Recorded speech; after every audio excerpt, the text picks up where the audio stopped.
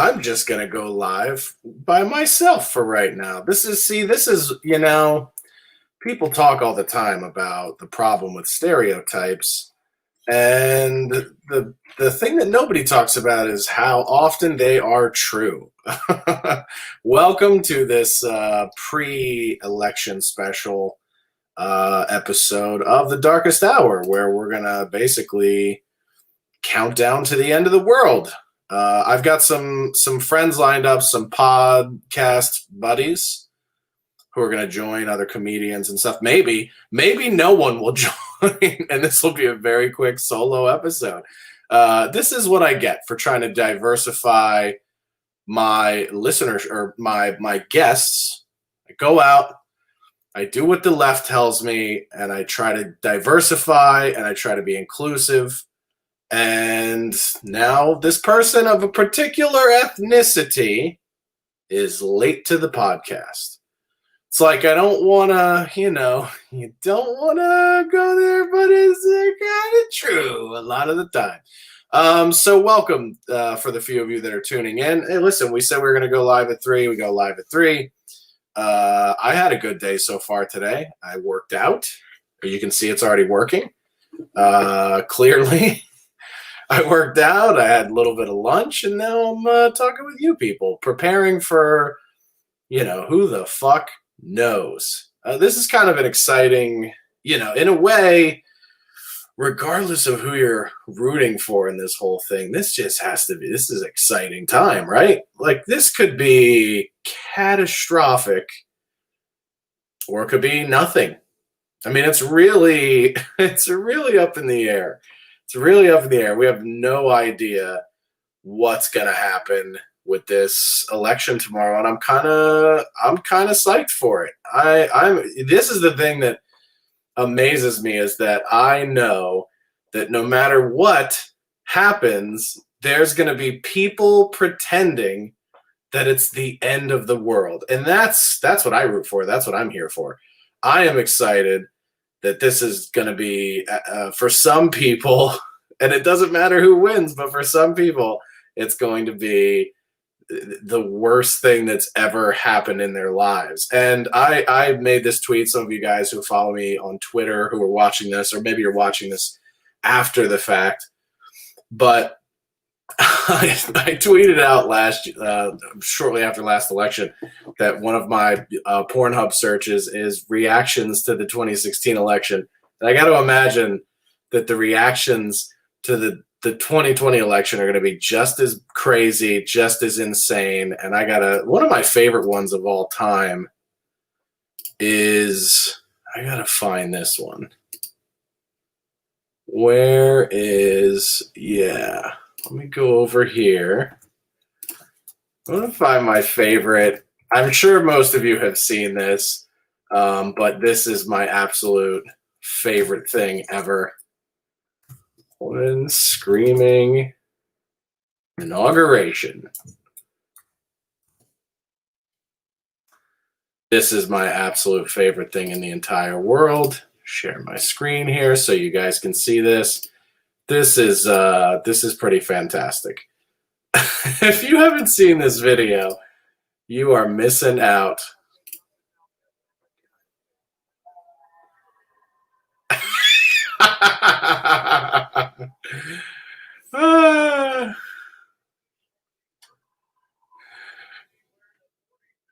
This is going to be tomorrow. This is going to be tomorrow. This is going to be tomorrow no matter what happens. That's what's hilarious about this, is that this just swap this out for like a dude in a motocross hat and wearing all camo everything, and he's got the Oakley M frame sunglasses. If Joe Biden gets in there tomorrow, you're gonna have this same exact thing on the other side where they're just like, I don't fucking know what, they must have rigged it. And then, but if Trump gets in, and you kind of hope, based on this reaction, you kind of hope he does, right? Because the meltdowns on the other side are so much better. I mean, if anything, like, cancel culture has taught us that it's just more fun to be on the right, because people on the right, for the most part, when they don't get their way, they just go back to fucking work.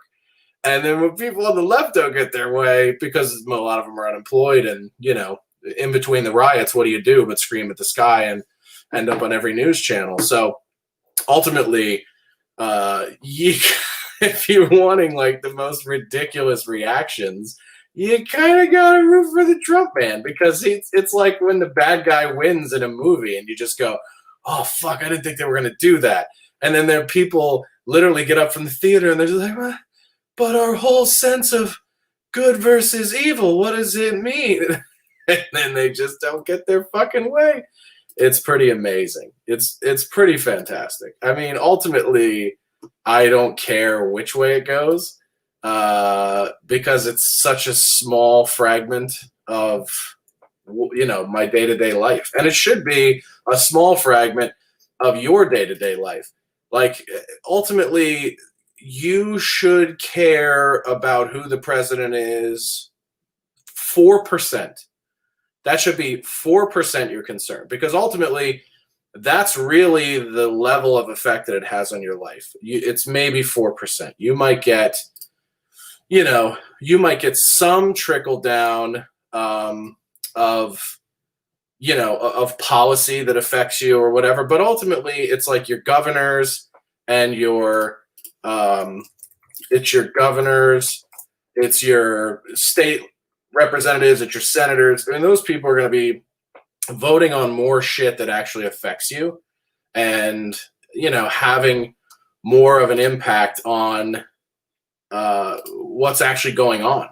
So in your specific state or whatever, and nobody even knows those people. Nobody cares. That's why all of this outrage about what's going on with the election and oh, well, you have to do this, but because of the Supreme Court, and because like 99% of the people that are the most vocal about politics in the last 90 days are people that don't know shit. I have a friend, a former guest on this podcast, who is like, I'm going back to school to be, in political science. And it's like, why would you do, you're 40. Why would you do that? Why are you going to go, what are you going to do? But what I've found is that this person is actually not like entering into that thing wholeheartedly with an intention to go into politics, or an intention to do some good in the world. I feel like this person is literally just enrolled in classes to use that as some sort of superiority in arguments, as if to say, like, my opinion is educated because I'm back in school and you, sir, are a piece of shit. It's like, that's not a thing. That's not really a thing. You were retarded 3 months ago and didn't know anything. Signing up for college doesn't make you smarter, right? And in a lot of cases, finishing it doesn't make you smarter. I know every dumb person I know has an incredible degree. I have friends with law degrees that are fucking retarded. And I have friends who, they might have dropped out actually, that's very true. I have a friend who did drop out in high school, got a GED, and is like a very high level executive at a company, has a compound in the Midwest, is extremely successful, extremely wealthy, one of the happiest people I know. That dude dropped out of high school, and I have friends who went to Harvard who fucking hate their lives. And when I say friends, I mean in the general sense that we all mean, of people that I went to high school with that I haven't spoken to in 20 years. So, which is just everyone on your Facebook. So, I take, I'm very engaged. If you follow me on Twitter, I'm very involved politically, but in sort of I wouldn't say a full trollish way, but there is a part of me that kind of likes to see, if you, just like as a comedian, if you point out the hypocrisy and you point out the ridiculousness of it all, how much does it really ruffle people's feathers? And but I gotta be honest, man, the last 4 years of that has become overwhelmingly exhausting. And, eventually even that loses its fun. Like, even that aspect of, let's point out the hypocrisy and see, if people come around. And eventually that just gets boring too, where you're just like, no. And that's probably why my my genuine enthusiasm for tomorrow is gone, because people are so dug in. People are so dug into their side that there's no amount of truth, there's no amount of exposing hypocrisy that's going to change anybody's mind. Like, I explained this to my mom. Shout outs to Mom if you are watching this. I explained this to my mom. She's like, I can't believe that's her voice, by the way. She's like, I can't believe that some of these people are just ignoring the facts. And it's like, yeah, man, this is the problem, is the right believes that they're fighting against Hitler, and the left believes that they're fighting against Hitler. Like, both of these sides think that they are fighting fascism. And this is the problem when you have an entire generation of kids who grew up on the internet and never had to go to war. I mean, this is what happens is that people forget, like, old people are dying off and they're not telling the same stories that they used to tell about Vietnam and about Korea and about World War II. And now you don't even have the residual life effects of people having those conversations with their kids or their grandkids, where at least you have some perspective on what's going on. At least you have some idea of, the way things used to be, or some idea of the way, how hard life used to be. And now we're so far removed from that, you don't have to look beyond outrage culture and cancel culture to see how easily affected people are. And so they think a president that tweets mean things and says mean things and hasn't hung a white supremacist on national TV yet is probably racist and likely Hitler. And it's like, there's no amount of truth that will convince these people, because it's like it's the legend of Liberty, or Who Shot Liberty Vance, whatever. I almost said the legend of Bagger Vance, which is not Liberty Valance. I'm retarded.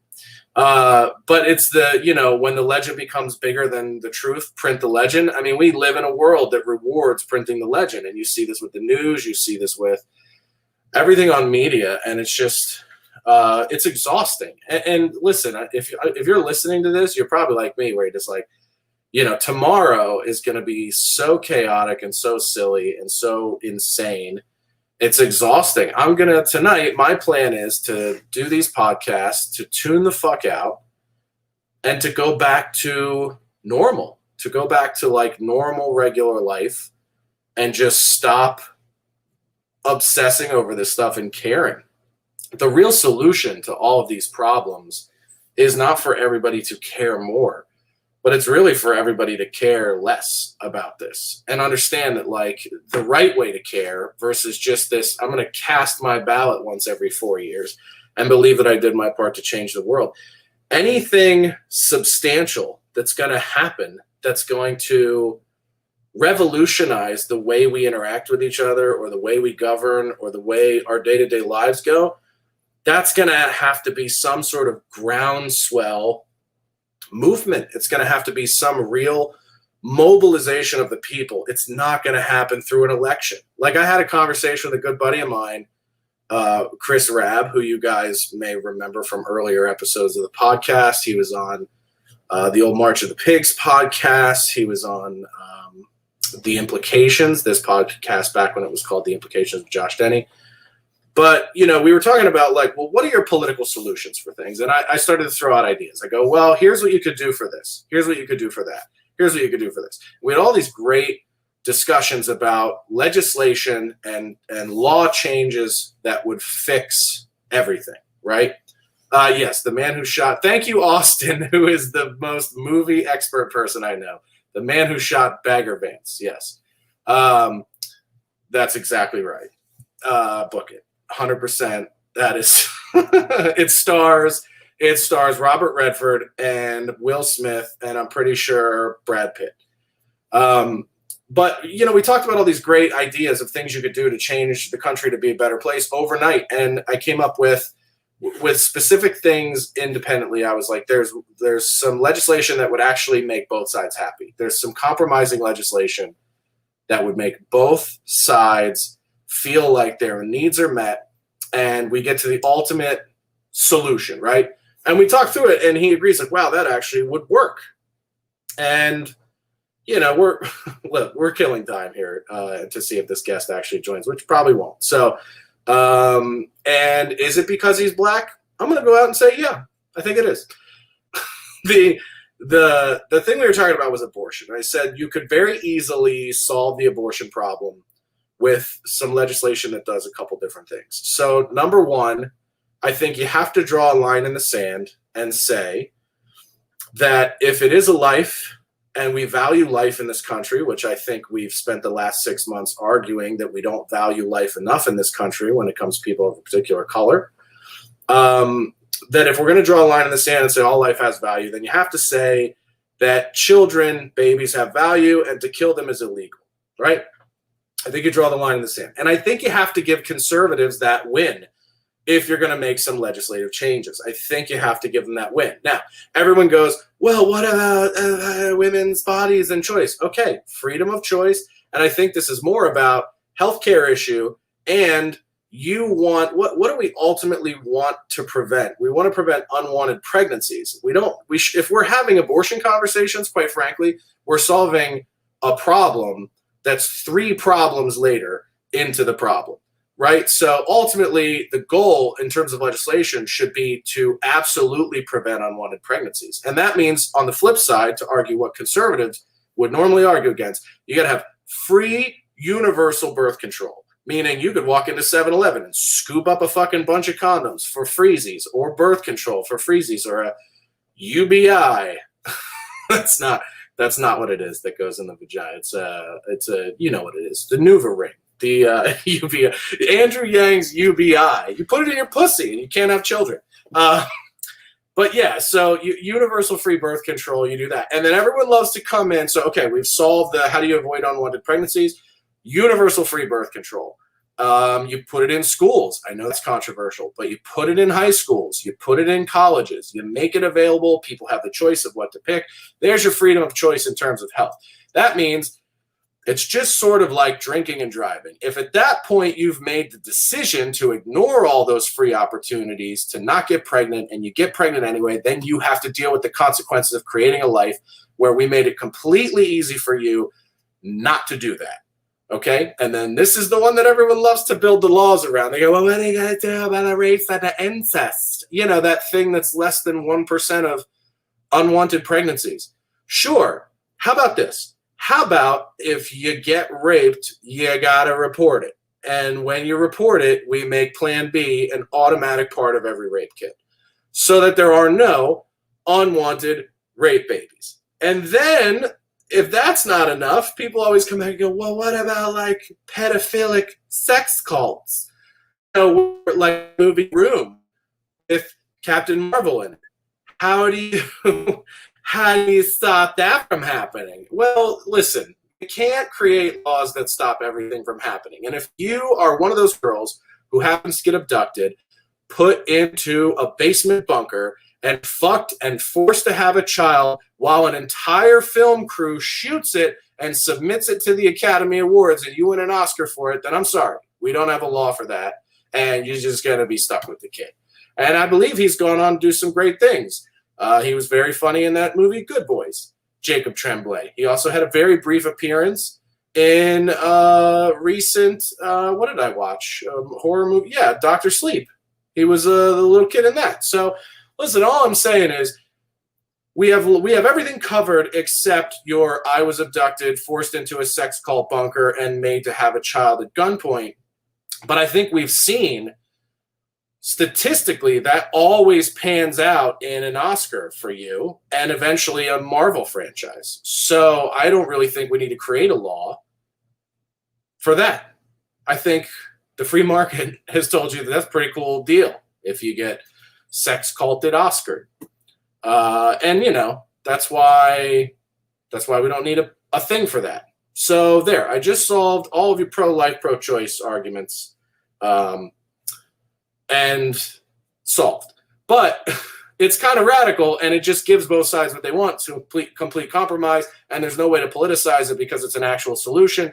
And so, we went through 3 or 4 scenarios where we talked about legislation, how you could do something that gives every side a little bit of what they want and ultimately comes up with a solution that's best for society. And his question to me was, well, how do you do any of this? And I said, very simply, war. It's the only way that will ever happen. The only way we will have radical changes to the system is through war. And so maybe if that's what's coming tomorrow, maybe it's what we need.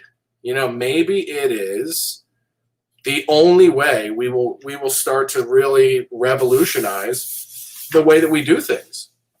And I think that's what a lot of people who voted for Trump wanted. When they voted for him in 2016, I think they wanted somebody who was going to be sort of a radical shock to the system. And I predicted that he would potentially be the greatest president that we ever had because of that, because he would be a radical shock to the system. And I think that's the last time people don't care enough to vote. I think that will definitely be proven. I think tomorrow will be the largest voter turnout in American history. So we'll see. We'll see if we're right. But the problem with our systems of government, the way they exist today, and why you shouldn't care very much, is because it's not designed to do what I just walked you through. It's not designed to say, how do we give one side what they want and the other side what they want, and come up with something that gives sort of society what it needs while we give both sides a little bit of what they want. And the problem is because our elected officials are part of those parties. Like, the idea that your president can be from one of the two parties is already a flawed system. You should have to be a neutral, in-the-middle person who takes the best ideas from the right and the left in Congress, between the House and the Senate, and you should have to marry those ideas into what's best for the American people. That should be the power of the executive branch. And when that person becomes a member of one of those parties, or is elected as a member of one of those parties, the system is fucked to begin with, because the guy pulling the lever on the decisions has skin in the game and has this fucked up obligation to the party that got them elected. And if you want to talk about anything, I think that holds Trump back, it's that. I think, he's got this weird obligation to fulfill on campaign promises when the needs of the country have changed and the needs of the American people have changed. And so you need different shit than you campaigned on 4 years ago. And so, the whole thing is fucked. That's what I'm telling you. And this is a real unnecessary podcast to have, because if you're smart, you know that the whole thing is fucked. So, just sit back and enjoy the show, man. That's all you can do. For me, I hope to get some fun out of it. I hope to enjoy, I think there'll be some cool stuff. I hope there's definitely more screaming feminist at the moon memes that come out of this whole thing. And I don't know. I think my hope is that regardless of what happens tomorrow, we get back to normal stuff where we're not doing like video podcasts from our house, and we're not doing, Zoom business and Zoom comedy shows. Listen, I got invited to do a Zoom comedy show, and I said, no, thank you. And it's just a weird, to me, like, doing comedy over Zoom is like cyber sex. Like, who the fuck? I remember when that first came out, the 90s, when people were like, I'm going to go in this AOL chat box and send nastiness to this other person who's probably a 48-year-old man, but I think it's a 16-year-old girl. And, and just get all, but shit. I was a young teenager, a preteen in the mid 90s. Closest thing to porn we had was like Googling sex, or I even said Googling. That shit didn't exist yet. Just looking up sexual intercourse on your digital Encyclopedia Britannica CD-ROM and being like, ooh, this is a pretty graphic description in here. So, you're going to have your Danielle Steele books, your encyclopedia on your Packard Bell computer. That was my thing. And then we graduated eventually to JPEGs on a floppy disk that took like 45 minutes to load. And you were like, I think I see part of a boob, but let me hurry up. And then now it's, it's a fucking whatever you want smorgasbord all over the internet all day. It's the same shit with like the political stuff. I think we're gonna have to run all the way through the cycle of, people going from being not engaged at all to technology making them more engaged than they probably should be, and then eventually everyone becomes desensitized to it, and we all just stop fucking. So I think it's good. Brandon said, "Was it Stephen Hofstetter?" No. Not no. I haven't talked. By the way, who calls him Steven? I think it's just Steve. No, it wasn't Steve Hofstetter. Although the little bit I have seen from Steve, he has gone full Trump derangement syndrome in the past. And it's also kind of strange, like, when people basically convert their entire personal brand to something political. You know what I mean? Like, even Sarah Silverman a couple of years ago, when she was like, I'm going to do a show that's about unifying people from different sides of the aisle. And what I mean by unifying is just like finger wagging at people that have what I think are stupid opinions. And that was like, okay, that seems like a real weird, condescending, cunty kind of a TV show to make, but sure, go ahead. And you saw the same thing with Chelsea Handler.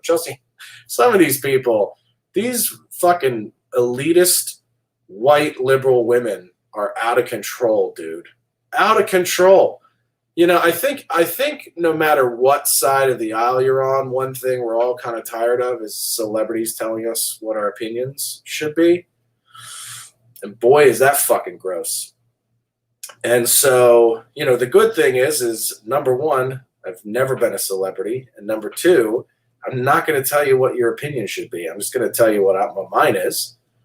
And I'll tell you how I arrived at it. And we can talk about how you arrive at your opinions. But at the end of the day, I don't have any skin in the game. I said skin, by the way. It's a brand of shapewear from the Kardashians, which, by the way, they sponsor this show. I don't know if you guys know that, but they are what's holding my tits in right now while we talk. The thing is just celebrities telling you. I talk about this a lot, like in different rants and stuff. And this is something that I definitely wanted to do. I had planned on doing some solo podcasts this week. This was not one of the ones I planned on doing. But I made the mistake of inviting a black gentleman on the podcast, and he decided to not show up. Apparently, he thought this was work. So the one of the things that I had bookmarked, or that I had kind of marked off that I wanted to talk about on doing a live broadcast, a solo episode, was about the mental illness of this overblown sense of self-importance, and how quickly people can kind of fall in love with their own ideas and believe that it's like their place in the world to tell you what right looks like, or what right is, or how to think, or what you're supposed to say, or what's appropriate behavior. And this is the kind of stuff that drives cancel culture. This is the kind of stuff that drives like finger wagging, and yeah, exactly, Brendan. We look at them for entertainment, not moral guidance. It's like, if you have that platform, unless you're like a Tucker Carlson or something, where your platform is because of your political opinions or whatever, that makes sense. But if you're somebody who has a platform, or built a platform, or acquired wealth through something else, like athletics, through comedy, through acting, you have to, I'm not saying you can't, right? Like, I don't want to be a shut up and dribble kind of person, but you have to understand that you're going to be met with some pushback, because that's not what you're known for. Look, I've dealt with this. Anytime I had an opinion that was inappropriate on the internet, or shared jokes that weren't appropriate on the internet, I had plenty of people tell me, listen, fatty, we only know who you are because you eat sandwiches on the Food Network. Stick to that. And I understand that. But the little bit of a difference there is, like, all the shit I was doing comedically and opinion-wise, or whatever I was doing, when the Food Network decided to hire me. So it's a little bit different. But, I think when you're like a LeBron James or a Chelsea Handler, you got to understand, like, you're not necessarily known for your opinions. And so some of that, I think, is, number one, you got to be prepared for the pushback. And number two, I think because there's going to be pushback, and because you're entering into an arena that is not necessarily your forte, you have to do your fucking homework. And the biggest culprit of this, like the person who is the perfect example of what not to do, is fucking Cardi B. Like, you watch this this chick just jump on the internet and start being like, so like we need like free shit, so like people can go like college and shit, or something, and then like you can get like a healthcare, and so like when people is shotted, they can get help. It's like, yo, just if you're gonna have a conversation with Joe Biden, you're Cardi B, you got to do what Joe Rogan does. Joe Rogan does a very good job of disclaimering before he talks to really smart people of, hey, but in case anybody is unsure, I'm a fucking idiot, but I'm going to try to talk to this smarter person about this thing that they know more about than I do, and hopefully I learn something. There's a humility to that approach that is why Joe Rogan is so fucking popular and successful. And then the flip side of that is when somebody like Chelsea Handler goes on, Kimmel, and is like, I had to remind 50 Cent that he was a black person. It's like, do you not see the difference? Do you not see that, like, one is a very humble way to kind of enter an arena and a conversation of things that you're not expert on, and the other one is a way to make yourself look like a complete fucking idiot? But, having a lot of money, and I've always said, like, the biggest sickness of success and wealth is boredom and an overblown sense of self-importance. Like, if you've ever tuned in to me and Sam Tripoli on Sam's show, one of the times I was on, we were joking about Whitney Cummings, who, I've met a few times and I think she's incredibly talented, but her, incredibly impassioned fighting for animals, like, that is something that at this stage of my life I can never relate to, because in a way, like, being able to contribute your time, money, and resources to a cause like a giraffe in a fucking safari, Malibu Safari Wines cage that was being slightly mistreated. By the way, that fucking giraffe probably lives better than I have over the last 10 years. But, she's literally like helicoptering in and fucking airlifting giraffes out because, that's how she wants to spend her money and time. And that kind of passion, that kind of interest is a byproduct of privilege. It's a byproduct of having so much fucking money, and the day-to-day stuff that everybody cares about is not even in your fucking frame of reference as a problem.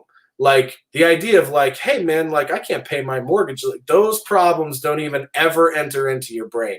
So then your mind starts to wander and you start to go like, man, these fucking giraffes, or this third world country, the people in this third world country. And, so you start to see these people, because they have these idle hands and an overwhelming sense of guilt for their success in a lot of cases. I think these people feel undeserving of what they've accomplished, and so they're pushed to be humanitarian in a way that makes them feel like they're earning what they were given, or what they might have rightfully earned, but what they probably feel like they didn't deserve. And so that's what's driving that for a lot of these people. So it doesn't come from an organic place. And so for you to let Taylor Swift tell you who you should vote for, or that you should fucking vote at all, is stupid, because she's not telling you because she cares. She's telling you because she's bored. She has enough money to where the things that you have to worry about and deal with don't exist for her. Like, that she doesn't, like, she's probably never seen a cell phone bill in her life. Taylor Swift got famous at 14? She probably was on her family plan at that time. She probably had Singular Wireless, the fucking orange bukkake splat with their logo. She's probably never even read a cell phone bill. And she's going, y'all need to vote, because this is the most important election ever. And then when she's done, she goes out and she talks to somebody about the monkey reproductive rates in Darfur, because she can. She doesn't have to worry about the shit. She doesn't have kids to get to school. She doesn't have an ex-husband who's fucking with her every day. She doesn't have any of the shit that normal people have to deal with. And so when these people get that pushback about their political opinions. About like, I was just trying to do good and just trying to tell people, to come in and do what's right and necessary, and they told me to go fuck myself. It's because they're the people that are dealing with real hard shit, and they know you don't. And so, again, you got to have the humility to come in on the front side and go, listen, I know I've never paid one of my own bills in my entire life, but I feel like this is important and I'm worried about these things. But you also got to enter with the humility that you might not, the things you were told might not be the truth. You know how you guys always talk about getting fucked over in the record industry because the people that told you what it wasn't what they said it was? Well, they're probably doing the same thing when they're trying to steer you politically or socioeconomically or get you around these causes that aren't necessarily things of genuine interest to you, but your team comes to you and goes, you should focus on mosquito nets in Africa to prevent AIDS. That's a good charity. That'll look very good for you. Even if that's not, you've never been, it's not something you give a fuck about or whatever. And am I talking about the Elizabeth Taylor Foundation? You're goddamn right I am. But those are perfect examples of those things of like, these things that people just want to like spritz a little attention to, and they believe they've done their part, right? And it's like a confessional. It's like getting over their fucking guilt for their success. And, they're willing to finger wag at you and tell you what to do to fix it. Meanwhile, it's the world you have to live in. This is the problem with our system of government. This is the problem with the liberal media and everything is everyone is trying to be the architect of a world they don't have to live in. That's the reason we need term limits in Congress. That's the reason why celebrities, you shouldn't be listening to celebrities about advice, because they are influencing policy and the direction of the country that they will never live in. They will never be affected by these things. Taxing, the amount of taxes that the regular everyday person will pay for the things that look good on paper, like universal health care or whatever, those people will never pay them. This is what I love when people go, these rich corporations need to pay. Taylor Swift's a corporation, right? Cardi B is a corporation. These are people who have incorporated and probably have multiple LLCs that all of their revenue goes into. They're corporations. All right. They could pay themselves $1 at the end of the year and not pay taxes, payroll taxes at all, the way that you do with your job or the way that you do with your small business. And everything else gets piecemealed out to the point where at the end of the year, they pay the same $750 filing fee and basic LLC tax rate that they shit on Trump about. So you just gotta fucking ignore it. And you gotta understand that it comes from a place of boredom. It comes from a place of like, these people have nothing else to engage with or talk about, or they're being pressured to be involved in something that they really should be like, I don't know anything about that. And that's not my thing. And, I think back to an earlier episode of a podcast. I did a March of the Pigs with Milana Vaintrub, who's a comedian here in LA. And you probably know her as Lily, the AT&T girl, and who recently came back to AT&T commercials. And I remember in that podcast I did with her, you can go back and listen to this on the old March of the Pigs feed. We were talking about giving back and charity work and stuff like that. And she was like, well, you know how you feel compelled to like do nice things for other people? And I was like, nope. I don't have that. I don't have this innate part of me that feels compelled to do nice things for people arbitrarily. Because number one, I don't think so highly of myself that I think I can affect any random person positively. If they just come into contact with me, I can help them. That's insane. That's an insane level of narcissism to believe that you can help anyone you come into contact with.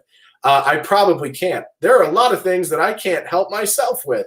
So why the fuck would I go out and be like, let me show you how to live? I would never do that. I don't have my shit together enough to go out and start helping other people.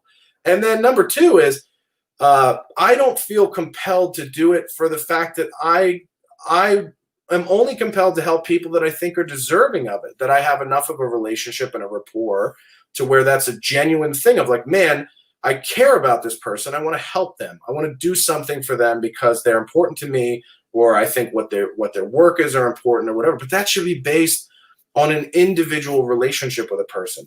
It shouldn't just be like, I'm going to go give money to the blacks. Like that's a fucking insane thing to believe that something that loose and non-specific is you doing good or you having anything meaningful to add to the situation other than money. So, this overwhelming sense of like, you have to just be compelled to want to do nice things and help people all the time. It's like, it would be insane for you to feel that way. And I don't trust people that are like that, who are like, I just want to do. Anybody I've ever met, by the way, who's like, I, volunteer so many hours a month. I give so much percentage of my money back every month. I just care about all these causes. I care about causes. I care about people. I care about all those people are the most selfish, evil, self-centered motherfuckers I know. Every single one of them. And they engage in those things to justify their shitty, selfish behavior. They just go, oh, well, I guess I can fucking steal from my work because some of it I give back at a homeless thing at the end of the month. I mean, this is the way these people's brains work. And so I would suggest you always be a little bit skeptical of people who constantly talk about all the good they do. Because if they're tooting their horn about being such a good fucking person, they're probably such a horrible person. Look no further than Harvey Weinstein and Bill Cosby. Very charitable people throughout their lives, and they were raping all the way through it. Brendan says, do you think the Democrats running the worst possible candidate against Trump in a row is on purpose? Do I think that the Democrats running worst candidates is on purpose? I don't believe they thought that Hillary was the worst candidate in 2016. I think they really thought she was a slam dunk. They thought there was no fucking way. I love today, by the way, everybody's sharing these memes of the polls. Like Huffington Post put a poll out on Monday before Election Tuesday last time that said like Hillary Clinton's chance of victory was like 91%, and it ended up being not the case. I think their strategy was to specifically run the worst candidates? No, I think they really thought they had a slam dunk with Hillary. I think their plan this time was to basically just Trojan horse in the person that they wanted. I mean, I think, I tweeted this earlier today that ultimately the plan all along was to just run Kamala as a VP, sneak Biden in because he's sort of like old trusty Joe that And a lot of people said had he been the nominee in 2016, he would have won, he would have beat Trump. And so I think they kind of went back to the well on that and said, well, we'll just go with that. And, we'll get the guy who we think is the most electable in, and then whoever we really want to be president is going to be whoever we put through as VP. So I think this time it's not like they were intentionally running the worst candidate. It was more so that they were,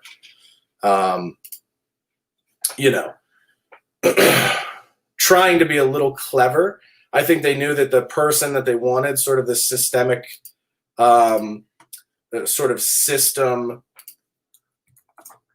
system sort of Democrat that they wanted in office was never going to get elected because the populism in the party was with extreme liberalism, people like Bernie, people like Elizabeth Warren.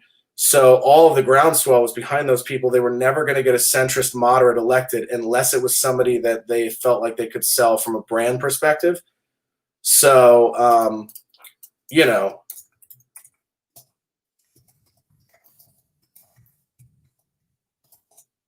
hold on one second.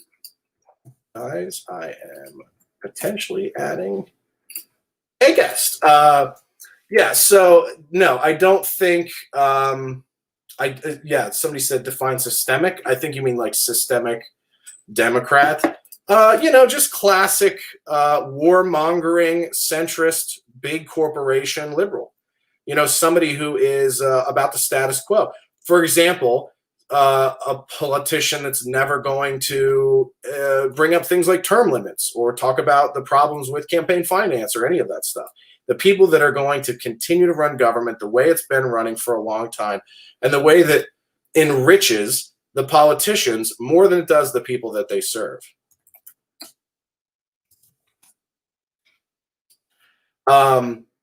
So yeah, and I think that was the plan all along. I think the plan all along was to run with the guy that's most electable, the least, interesting, and doesn't have any new crazy wacky ideas.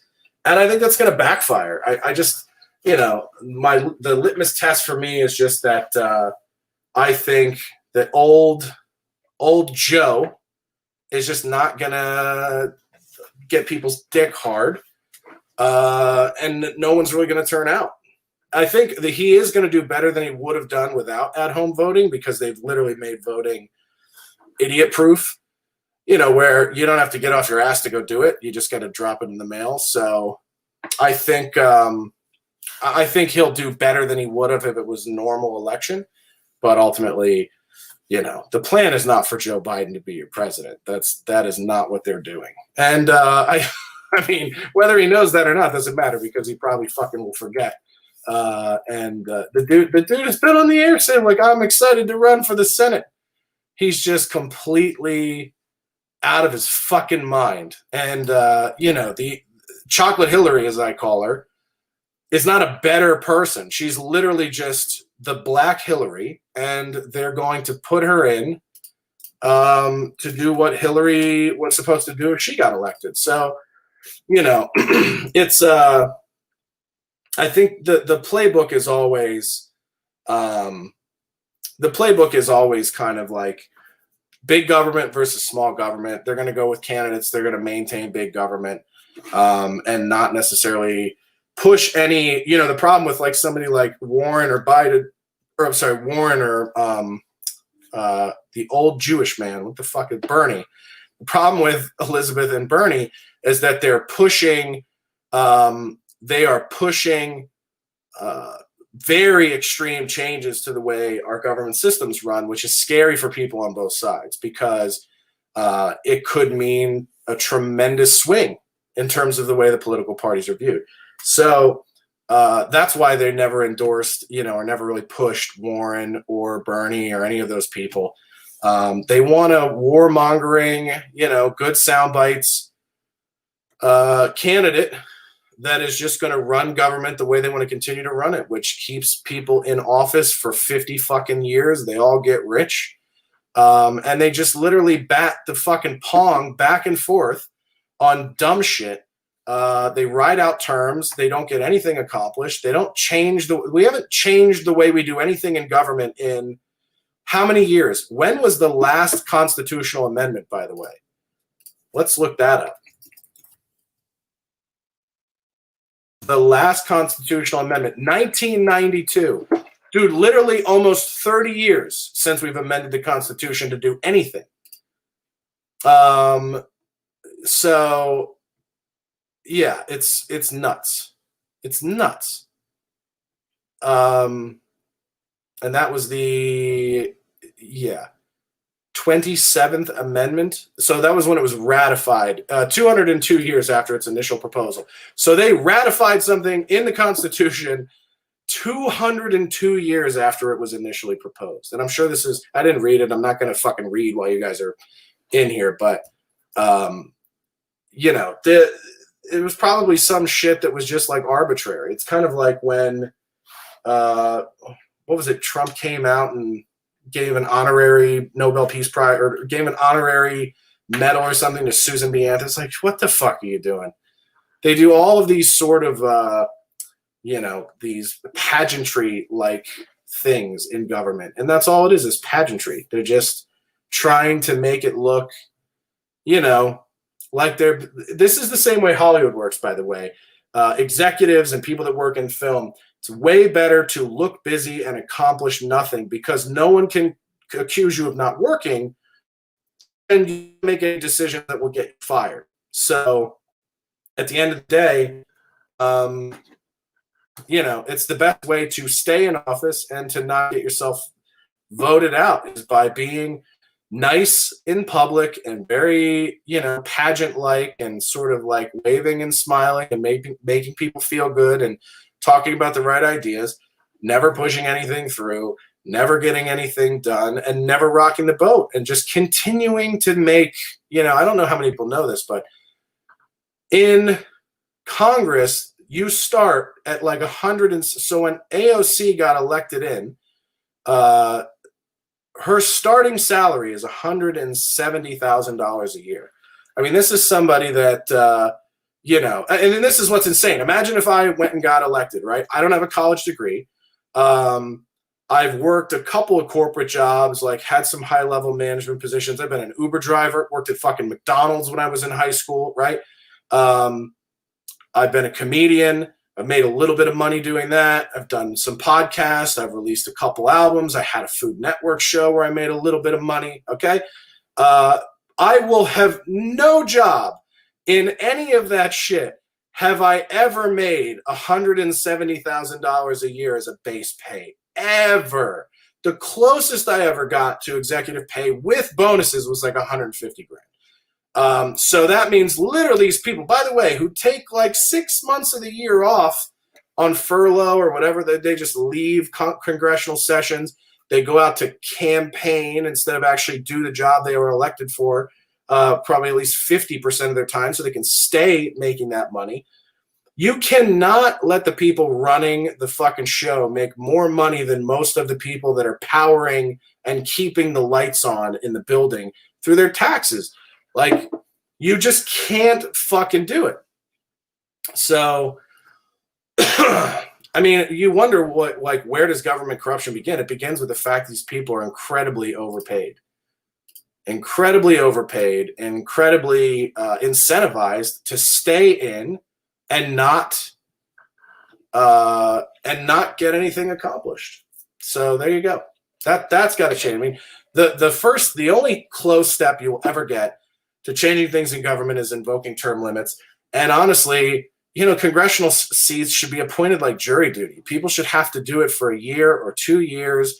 That way, they have to be forced to go back and live in the world that they're actually writing laws and passing bills for. So that's what it is, man. That's what it is. Too many things. My black guest just messaged me an hour later. Got tied up.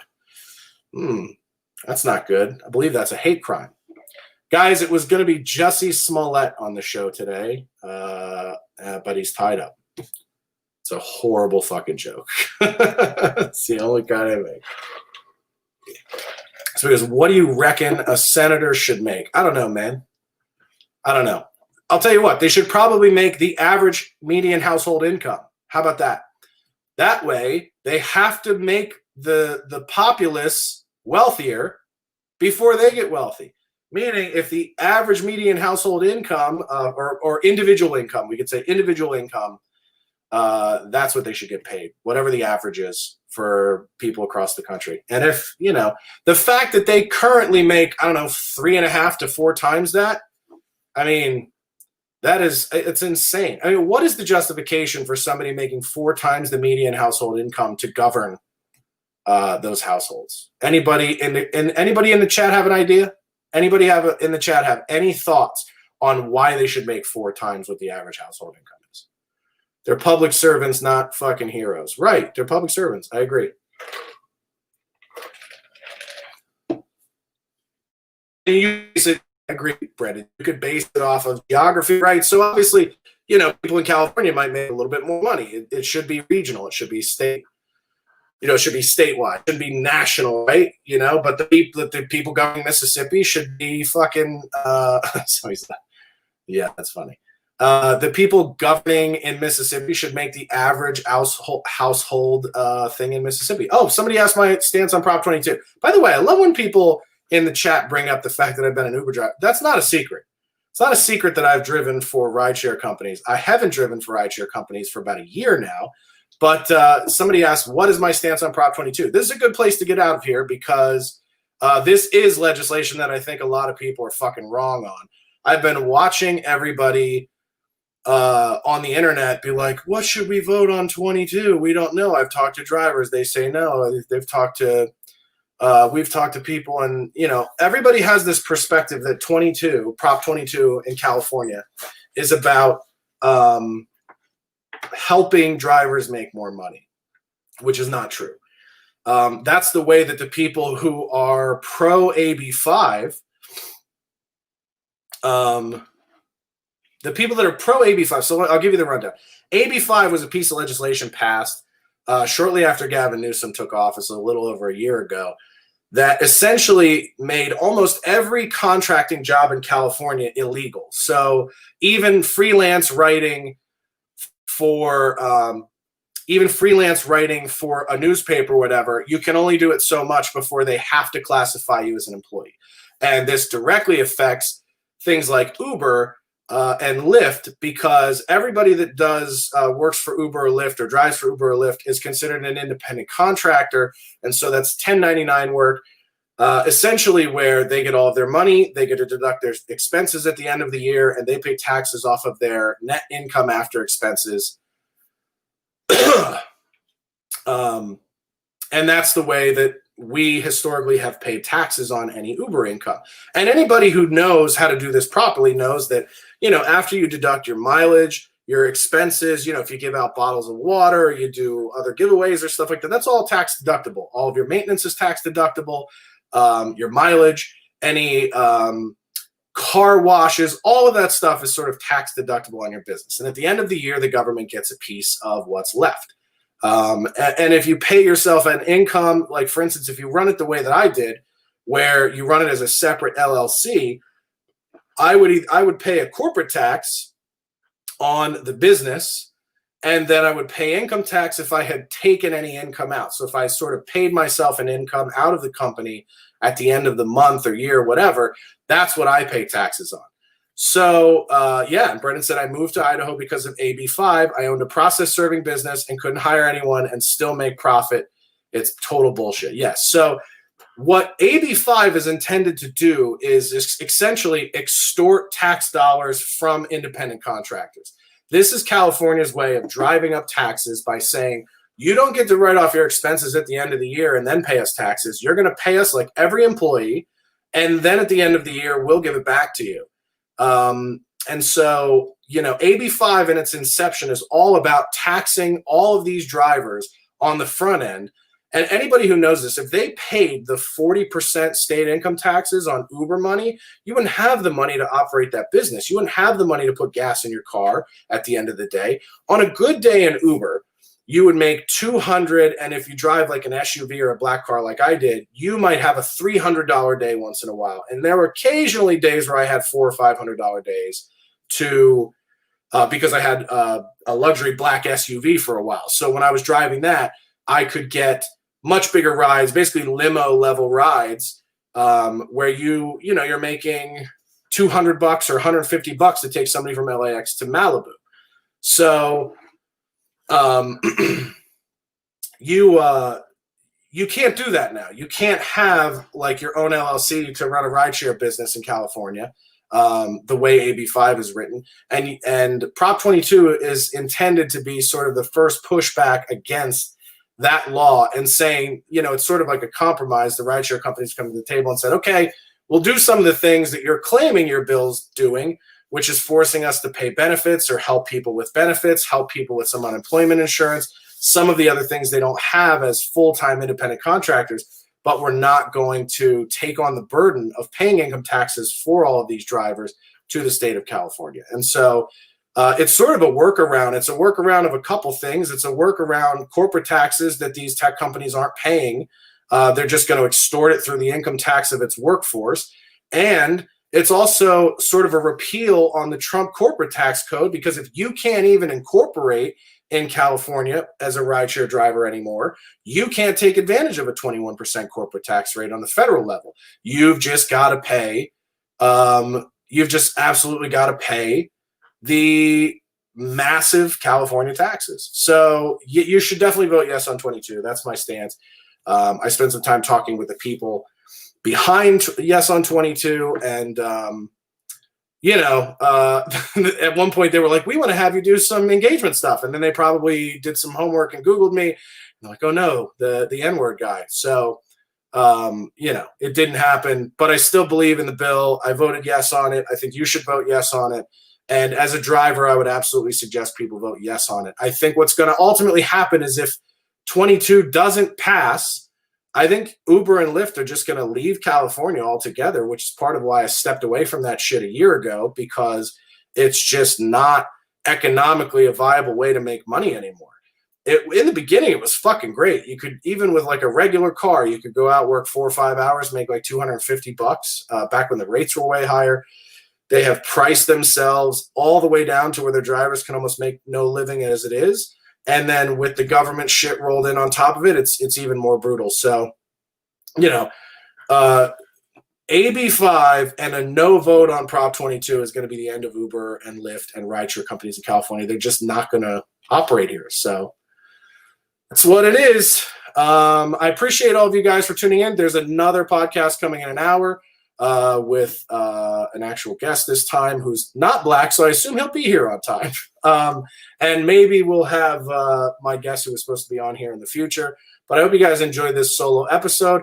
I know a lot of activity in here, which is really great, whether you like me or not. Thanks for tuning in. We'll see you guys. Have a good one.